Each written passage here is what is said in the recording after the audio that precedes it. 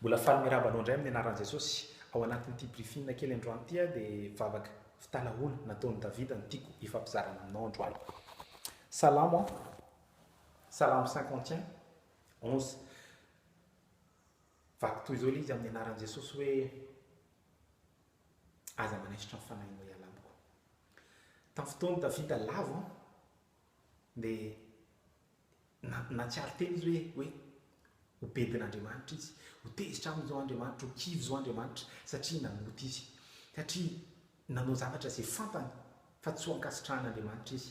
Dia ny vavaka nataony ianao aza manaisitra ny fanahinao izy iala amiko. Hainao ve ny nampatonga izany Davida dia nafantatra ny secret amin'ny fiarahana amin'Andriamanitra.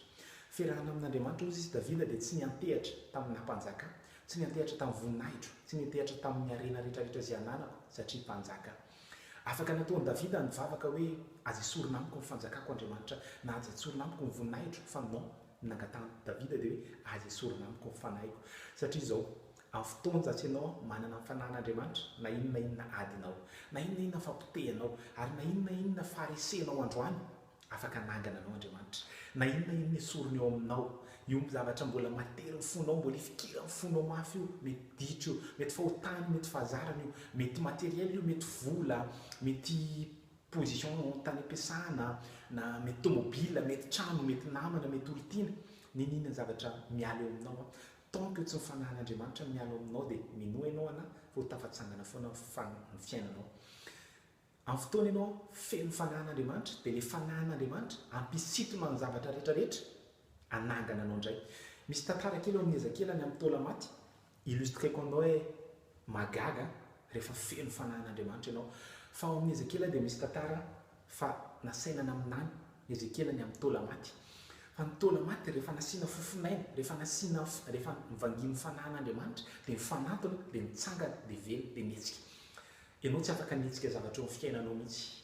Amin'ny fotoana ianao manitsika zavatra tsy miaraka amin'ny fanamasina dia tadidio fa zavatra hitondra fampitehana ho anao iny, zavatra tsy asoanao iny tôt ou tard. Amin'ny fotoana ianao feno fanamasina, niosotro ny fanamasina, ny fafenoan'ny fanamasina ao anatinao dia anangana amin'ny fiainanao. Ninona zavatra miala ho ninona zavatra tsy eo aminao tsony androany fa ny fanamasina afaka hisitona an'izany. Tadidio Job dia olona niarany zavatra faraky ny tena hoe tsy takatra ny sainandritra teo amin'ny tantaran'ny Baiboly. Na amin'izao tsy vanim-potoana iaintsika izao ara mety mbola tsy nisy olona niaina ny zavatra niainan'i Job. Ao anatin'ny andro anankiray dia nisorona tamin'ny dolo ny zavatra rehetrarehetra teo am-pelantanana, niala tamin'ny nasorona ny zanany maty, ny fananany rehetrarehetra potika, ny vadiny nandatsy. Eto izy ny tenany raha teo boka misy vaipile. Fa zao hainao ozy izy Satana mantsen'Andriamanitra, ozy izy Andriamanitra mantsena Satana azafady hoe niainy ihany ny azy esorina. Afaka esorinao ny zavatra rehetra fa niainy ihany ny azy esorina satria Andriamanitra dia resy lahatra fa Job dia olona fifandraisana aminy.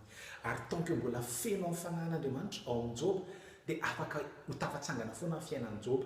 Dia ny vokatr'izay ny fiainan'i Job atao aoriana izay tsara lavitra noho ny tamin'ny taloha. Eto am-pamaranana dia te hamentana anao indray androany hoe manany ianao garanty isan'andro isan'andro amin'ny fiainanao fa ao ilay fanahin'Andriamanitra. Aza mivoaka ny trano ianao raha tsy manana assurance fa feno fanahy masina ianao.